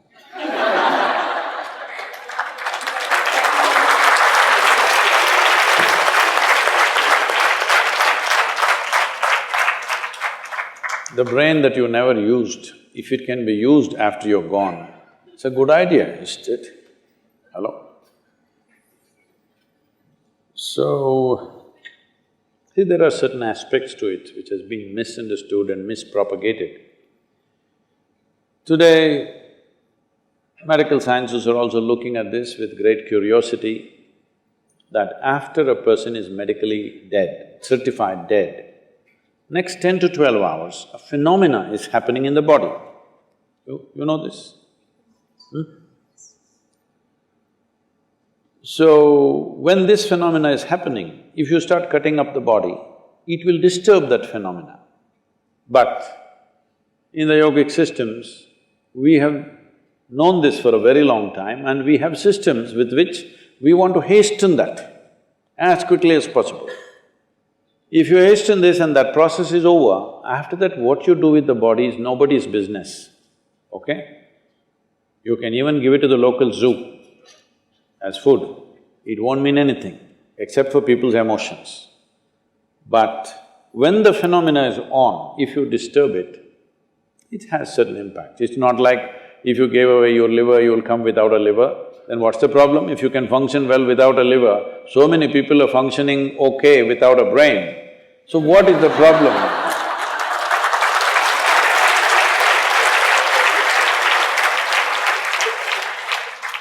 So, this nonsense should go.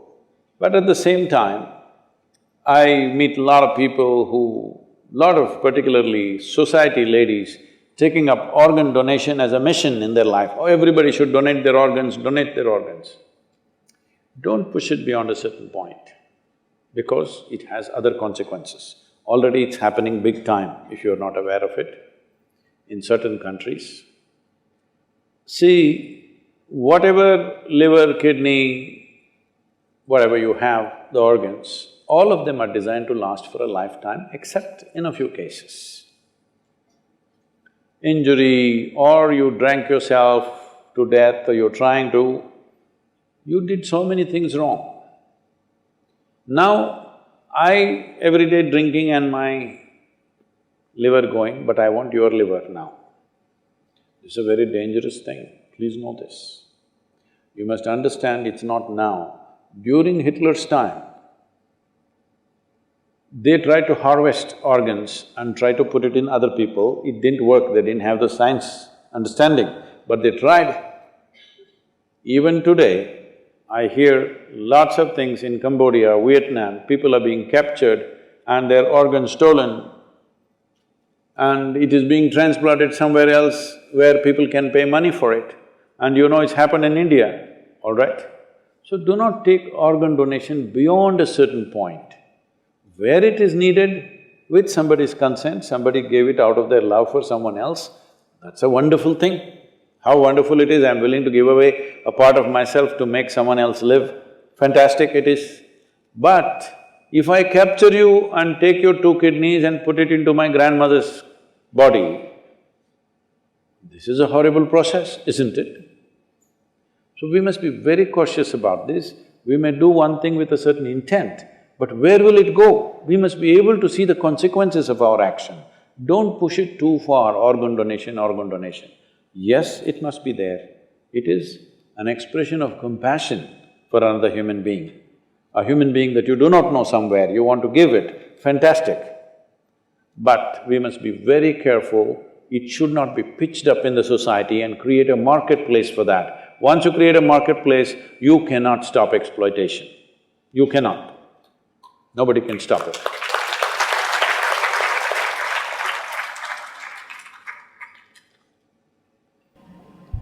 Namaskar Sadhguruji, I am Machani Somesh. If you can hold it a little closer, it's quite safe. And my question is, have you ever regretted an answer you have given? If yes, what is that? If no, how can you be so sure of your answers?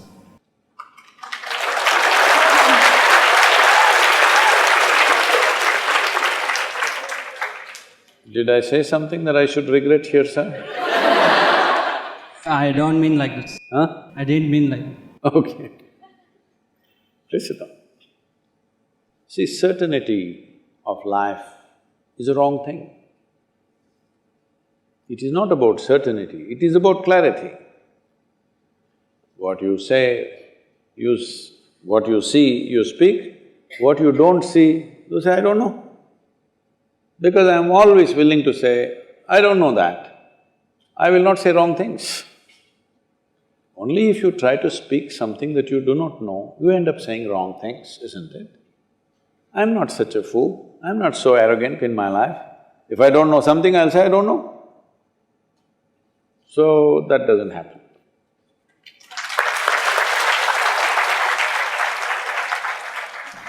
Namaskaram Sadhguru, I am Sahiti, final year medico. I would like to know, in our daily life, we come across bipolar situations, like one side we get praised for treating, and the other side, in the same moment, if we lose a patient without any due negligence, it's the blame on us. Like, how should we internally fix ourselves, not the perspective of others? How should we internally fix ourselves? Like, should we go with the pain, or should the leg guilt eat us? Or should we go with this appreciations? Like, how should we cope up with this situation, mainly in our budding stages of our careers? You should not listen to both.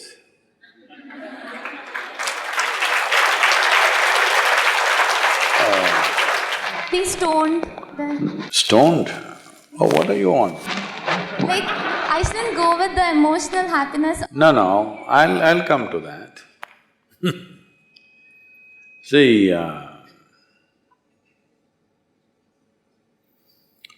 somebody else's opinion becomes important in one's life only when you do not know what you're doing. Yes? If you are very clear about what you're doing, what somebody says, good things or bad things, it doesn't matter. In fact, the best things that have ever been done on this planet always got bad press, largely during their lifetimes, and it was only appreciated after they're gone. Today the time cycle has changed, it will come back sooner, appreciation will come back sooner. But you must not be doing things because of appreciation or fear of criticism, you must be doing something that matters to you, isn't it? It really matters to you that right now somebody comes to you with a broken hand it should matter to you that I want to fix this hand as quickly and as well as I can, with whatever means I have in my hands. If she comes to me when I'm in the orthopedic ward, I will treat her one way.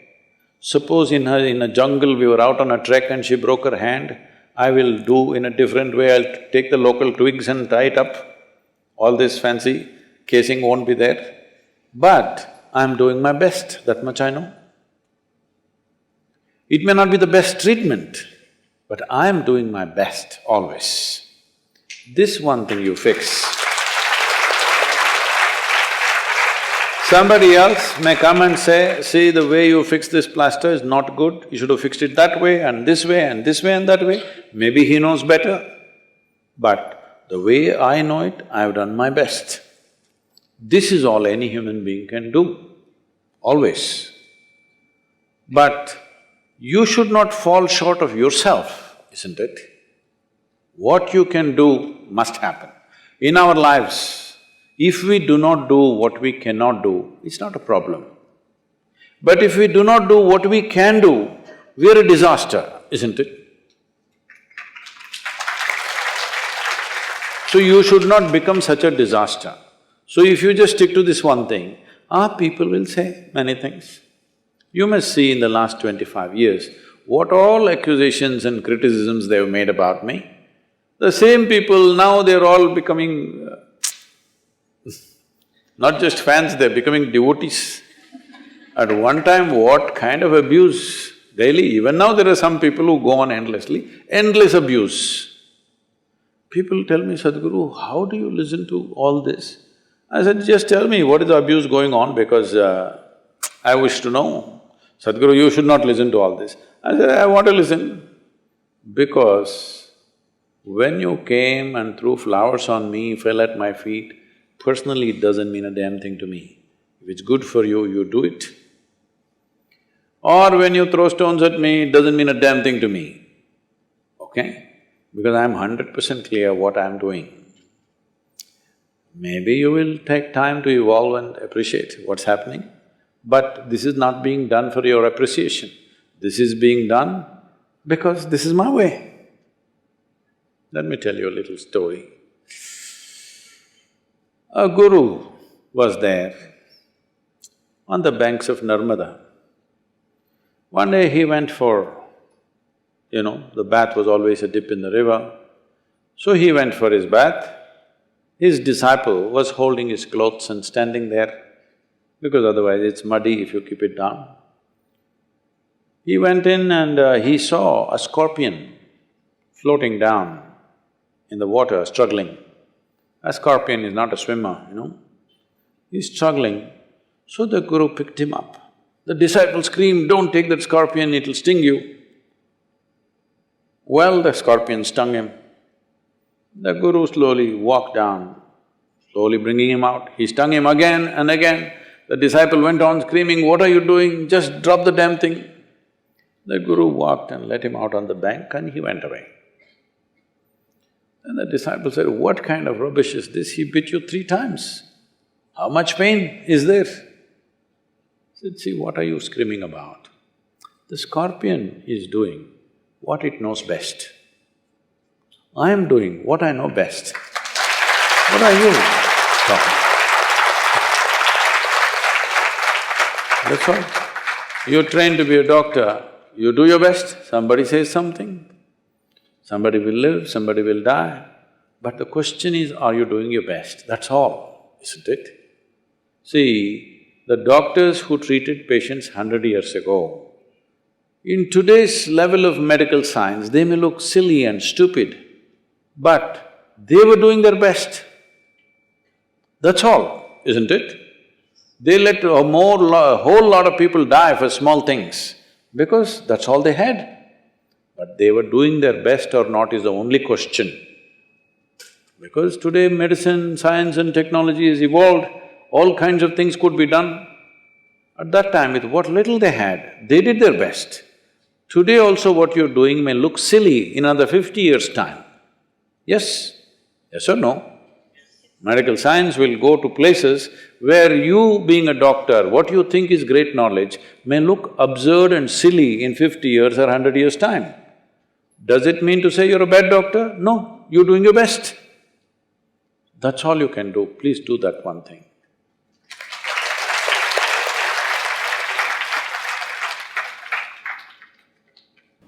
Namaskaram, Sadhguru. My question was already raised by the students panel over there. As you answered, we have to be calm, patient and self-engineering regarding the doctor attacks. Oh. So, what is the time period? I mean, how to safeguard our doctor fraternity from these attacks? We need some advice or suggestions how to safeguard us from these attacks. Don't go to Bengal.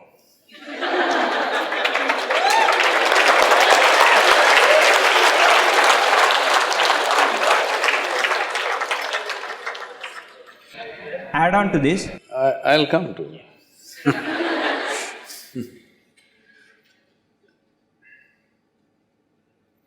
See, most of the time, correct me if I'm wrong with percentages, 99.9% of the time, most patients hugely appreciate what their doctor does. Right or wrong, they do not know. But just that somebody is looking at them when they are down, they hugely appreciate or no? Huh? Somewhere this minuscule 1.1%, don't make that a big issue. Then everybody thinks we must beat our doctors, okay? Don't get into that mode. This whole doctor thing happened because of the way a certain leaders responded, all right? Not just because they were beaten. And even for them to beat, there is a political situation there which supports that kind of thing. That doesn't happen everywhere. And at the same time, you must also understand, not all doctors are straight either. There are corrupt people who do all kinds of things. There have been in Tamil Nadu, there have been situations where dead bodies have been kept in ICU for over 3 to 4 days and they were caught with that and beatings happened. The doctors didn't complain because they were caught properly. So I'm saying human beings do this and that, don't make that the trend by overly talking about it. Here and there something happens, don't pitch it up, doctors are being beaten, now people think, yeah, we can beat the doctors whenever we want. Do not create that situation. Generally, 99.99% does not look at a doctor like that. Many people are looking at them godlike. Hello? So let's not create that culture simply by continuously talking about it. Yes, unfortunately it happened, and not only that it happened, it could have been easily diffused, but for whatever reasons, it went the way it went. If the election results were not so close behind, I don't think it would have happened that way. Yes, there is resentment, there is certain things happening in the society, so don't take that as everybody is attacking the doctors, they are not. Do not create that narrative, doctors can be beaten. No, nobody can be beaten, especially not a doctor.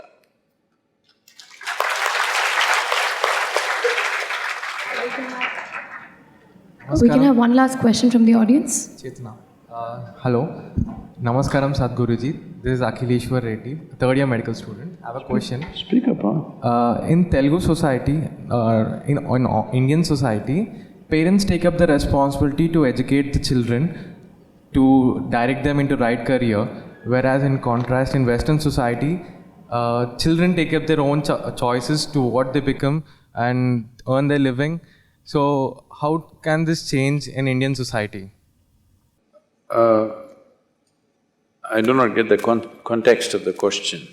You're saying here parents are supporting the children till they finish their education, or they're deciding what course you should take? Deciding to pay the fees,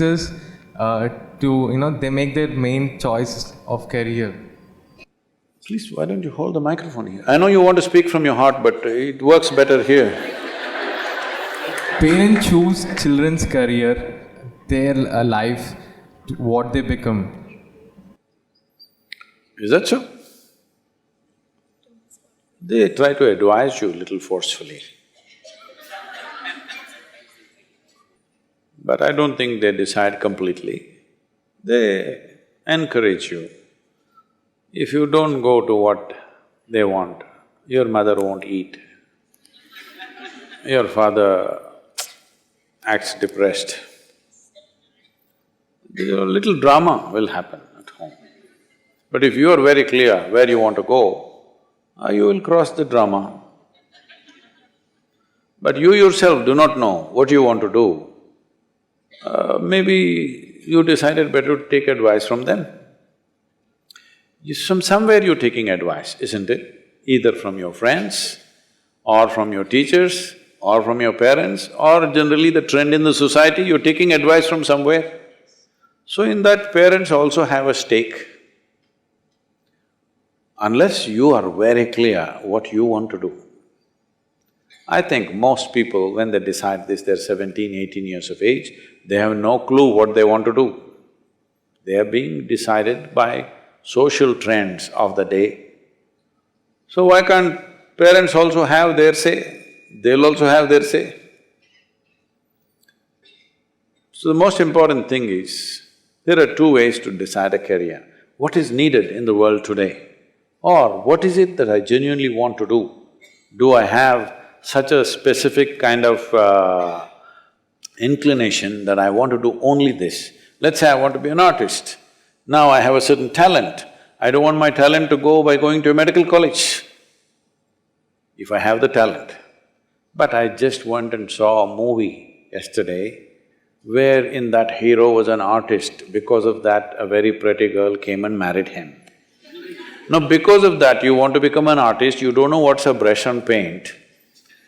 Now parents will say, shut up and go to medical college. If you don't get that, go to engineering college. This is how Indian parents are thinking, because you must understand, in the previous generation, if you did not get the right education, you will end up on the street. Today's situation is little better. If you don't do this, you could do something else. But in the previous generation, their fear was always this: if my child doesn't get an education where job is certain, what will happen, what will happen, what will happen? They're coming from that. You have to give an allowance to that, you can't just ignore that. But if you are very clear, what is it that you are talented for, what is it that you are going to do, anyway that's going to happen, isn't it? So, it is not a question of Western and Eastern thing, West in something else is happening. You must see, I've been to so many universities across America and Europe. What I see is, in almost all the top universities, the students who are doing really well are just Indians, Chinese and Jews. The white Americans are really down because all these three societies have good parental support.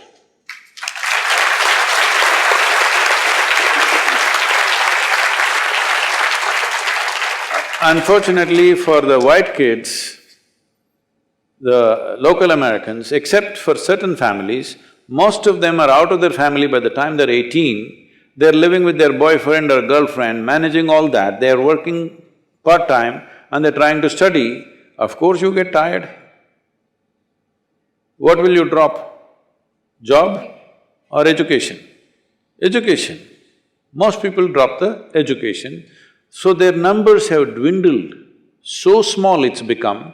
You really go to any top university and see, everywhere there used to be too many Indians, but today there are more Chinese, second is Indians, third is Jewish people.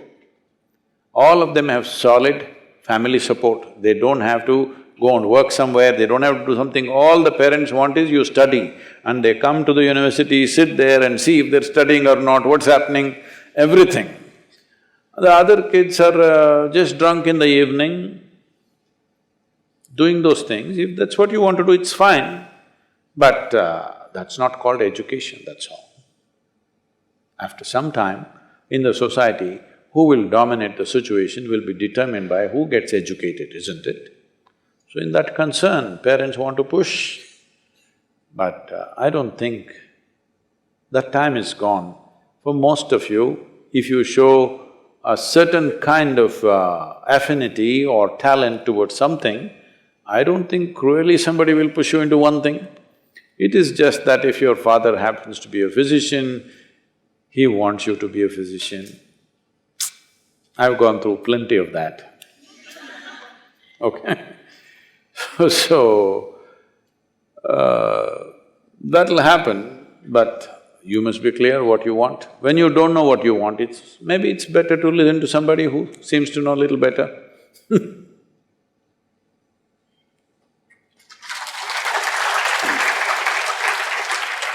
Thank you, Sadhguru, for answering all our questions so patiently. Because of time constraint, I'm sure there are many more people who are waiting for your answers, but because of time constraint, we'll have to end this here. Okay. Can we extend it to one more question? Yes, please. Namaskaram, Sadhguru. I'm a huge fan of you. Not able to see you, huh? If you're a fan, why are you there? You must be in the ceiling.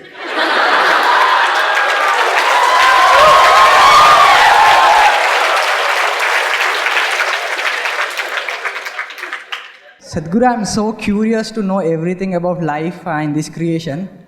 So I have so many questions to ask. But you know everything, Sadhguru. So I want to know every information you know. So how can I gain that information, everything you know?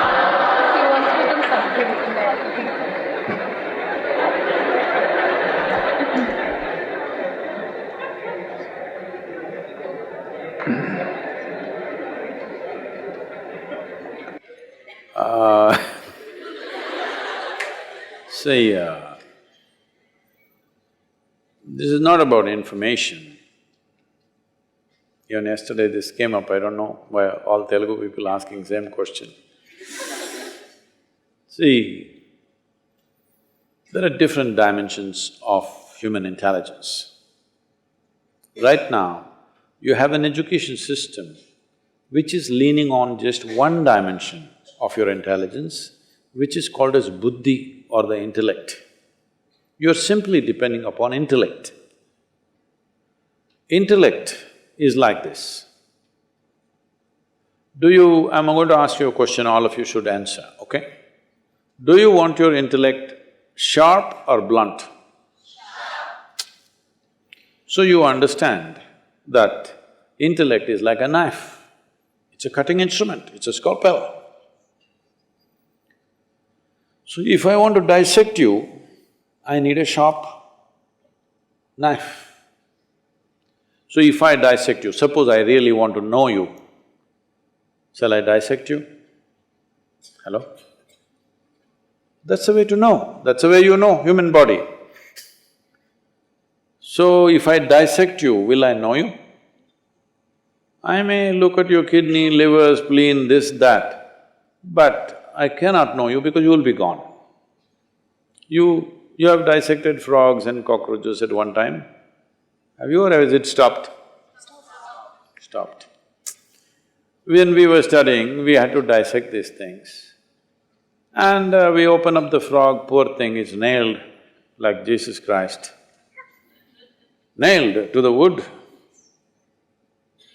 And his heart is beating, the teacher coming and telling, heart is beating like this is happening, this happening. I'm just looking and thinking, what is the damn frog thinking about me? You know? Of course he can understand that much. What kind of an idiot is this, that he opens up my body, looks at the heart pumping and says, heart is pumping nicely. You would have just asked him, he would have told you, yes, it's beating.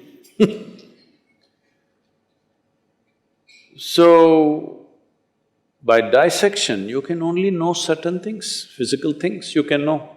You cannot know life by dissection. But right now, you only have a cutting instrument, for everything same.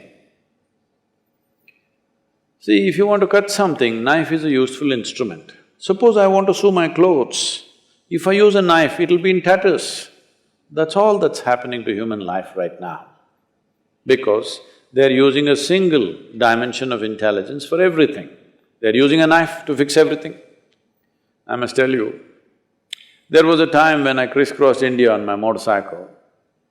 So I'm somewhere between Madhya Pradesh and UP, early morning, whole night I'm like this, day and night I will ride without sleep.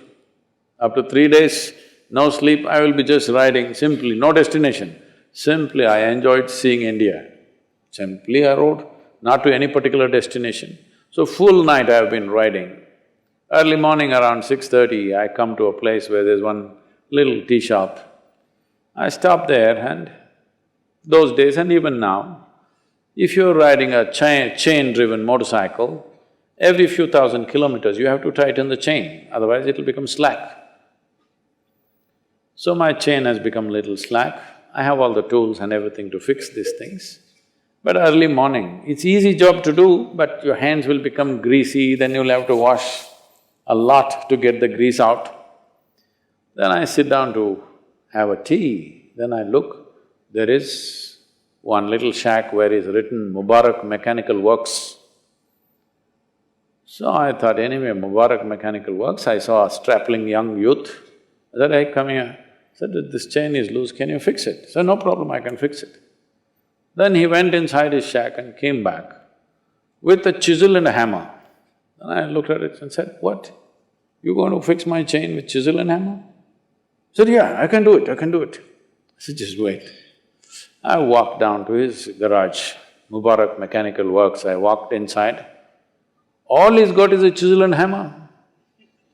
And he will repair anything in your motorcycle. But after he does it, that's it. After that, nobody can open or close anything. With the chisel and hammer, he opens the bolt, nut, everything and does work, but after that it's finished. I said, no, you're not going to touch my motorcycle, I will do it. Why I'm telling you this is, right now most human beings have become Mubarak Mechanical Works. They only have a knife. With a knife, they're trying to fix everything. It doesn't matter, see, just look at this and see. Is it the educated people or the uneducated people who are ruining this planet right now? Education should have brought more sense, isn't it? No, they're trying to fix everything with a knife. The cutting instrument, they're trying to do all activity. There will be a mess. That goes for a doctor also. A more holistic approach is needed, especially with medicine, with all aspects of life for that matter. So, the important thing is this, there are other dimensions of intelligence. We have buddhi, ahankara, manas, chitta, like this. In yoga, we look at human mind as 16 different dimensions. These 16 dimensions have different approaches to life. If you do not cultivate all those, you are only thinking of life as storing information. No, you don't have to store information. It's like this. How much time do you spend in front of the mirror? Half of my day. Half of your day? Not enough. Okay. I didn't think a doctor got so much time to spend in front of the mirror. Anyway, whatever time. Suppose the mirror that you're using at home had memory and remembered at least 10% of what it has seen Today if you went and stand in front of that mirror, it would be a total mess or no? Hello? The reason why mirror is showing you just the way you are is because it has no memory. It might have seen 10,000 people, but it has no memory. Because of this, it simply sees everything just the way it is. This is what you need to do to your mind, it takes some work. Right now, you are totally leaning on one aspect, which is the intellect. Tell me, if I take away your memory, would your intellect be of any use? Hello? No. Your intellect is useless without the backing of the memory, isn't it? So that is what the problem is. Like I said earlier, your memory is your knowledge and it's your limitation because it sets a boundary. What I know, what I do not know is a boundary, isn't it, between me and something else. If you want to breach that boundary, you must understand experientially the intelligence of ignorance, because memory is not the way. Memory is a very small thing, it'll help you to survive. It will not show you anything else. It will only recycle the same stuff over and over again. Recycling something cannot be considered intelligent. Machine can do that. You will see in the next 10, 20 years, you will see everything that you think is knowledge will be useless. Scholars who read 10 books, suddenly they become very important. If you read 10 books, you become a scholar. If you just read one book, you become a religious person. And suddenly, by reading one book, how did you become a representative of God? I don't understand. Just reading a single book. We must look at this because this is very important. Human memory is very small. My phone has more memory than you, it has 600 GB. It can do 10 PhDs in a day. Yes? So, people who are reading something, remembering something and they're doing something great, those days are over. What you need is, you need an incisive intelligence which sees everything just the way it is. For this you need a plain mirror which doesn't remember anything but simply reflects what is there. If you want to work on it, please come, you're a big fan, we'll hang you somewhere. Thank you very much. Whatever you do, this is a great possibility that you are in a medical school, still in the world, most of the population is unserved.